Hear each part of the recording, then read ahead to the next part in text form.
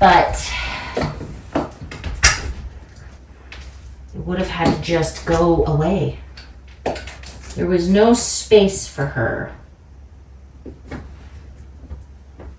I mean, I guess some people might call it, you know, the little girl inside. There was no space for her in his world. And it was his world. It was everything he wanted. At least from my perspective. Look, there's two sides of the story. And he's definitely told his.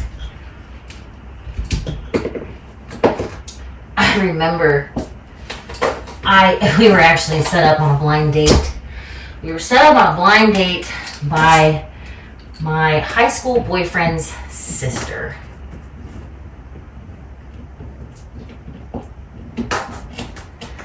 And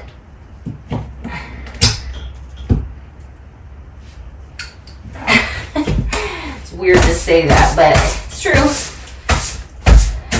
Yeah. God, what was her name? Rachel. Yeah, Robbie was my high school boyfriend. Oh, and mind you, I was actually dating him when I up and started driving.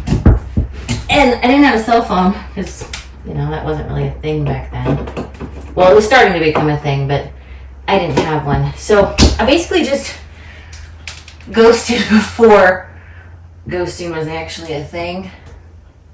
I was definitely a trendsetter in that movement. I'm kidding, by the way. Before anybody is like, you're not a trendsetter. Yeah, I get it. I understand. I'm well aware. Anyway, okay. Did I get all of them out? Otherwise, my knees are gonna get bit. Oh! Oh! What am I doing with my life? I have a thing for this.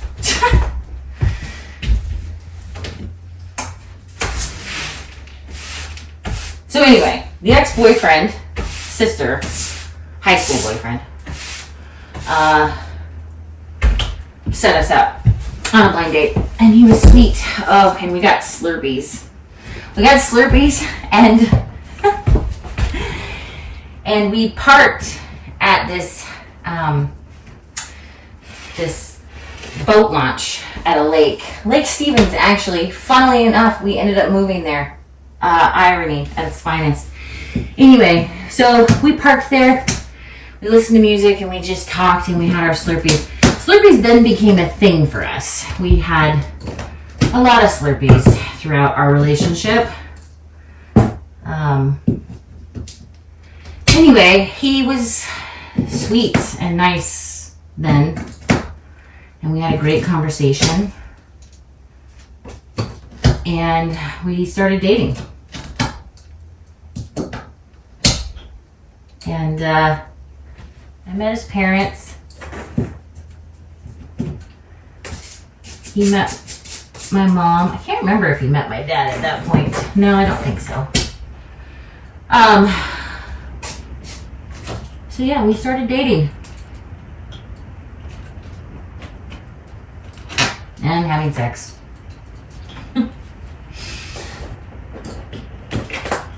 And I got pregnant. And I don't want it to be construed that I was not happy having kids, because having kids is amazing. It's an experience that I'm glad I was wrong about, because when I was younger, given my relationship with my mother and the strained relationship with my father and stepmom, I didn't think I should have kids, because I didn't think I would do a good job of it.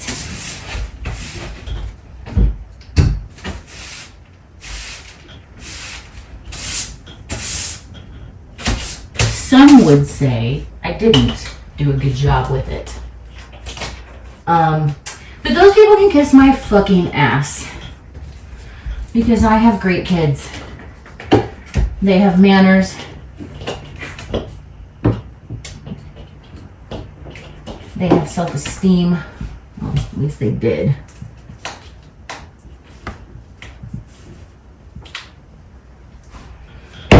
So yeah, I don't think I did too bad of a job considering, and not that I'm making excuses for it.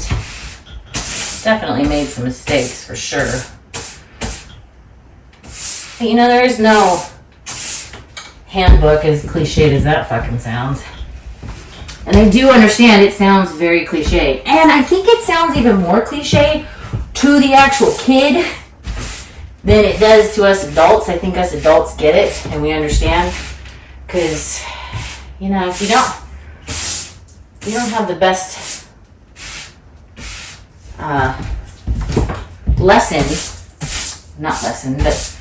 example for how to do things right, or at least a decent example. And I'm not, you know, saying my parents were absolutely horrible, because they weren't. I could have had it worse. I really could have. But in all reality, there was some things lacking in the way that I grew up. My mom had me when she was 19. I think my dad was 22. I think at that time, from what I understand, he was a drug dealer of coke or something like that. So he wasn't the epitome of good society even back then. He is now. He's an upstanding citizen now. In fact, gosh, he's, in my opinion, has really done a great job at ignoring. Yeah, maybe he hasn't ignored it. I shouldn't say that. He probably still thinks about some of the stupid shit he did when he was younger. I think my dad would be one who would do that.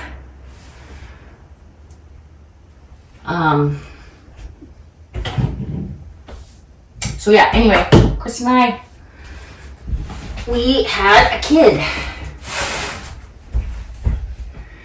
And there went the dream of traveling. And it was now a new dream. To build a family. And as much as I was scared, I also was really committed to, you know, working on the things I knew I needed to work on as a parent. And doing things differently for my kids. At the time, it was just a kid.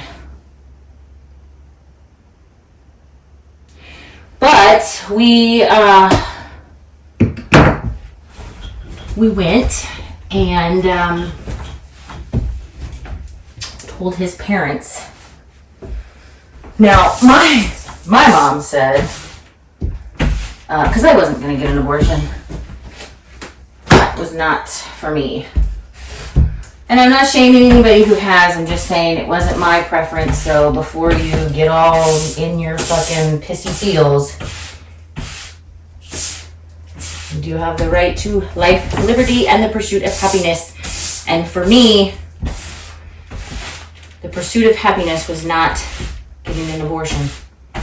It really had nothing to do with life. It had to do with me not thinking that I would be able to cope with that later on in life.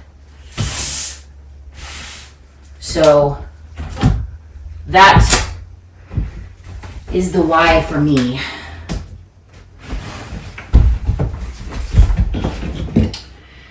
So we went and told his parents. Now my mom said, "You make sure I'm there with you." And I thought, I don't fucking need you. You don't really help me anyway. Now, that's where I was mistaken, because my mom has always been a warrior for us in the weirdest ways. I.e., I was in high school and I was a cheerleader.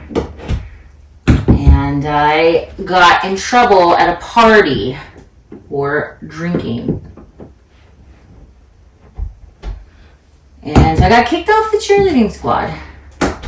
Now, I was at the party with other cheerleaders, and none of them got kicked off. So my mom, in her social justice way, got me back on the cheerleading squad.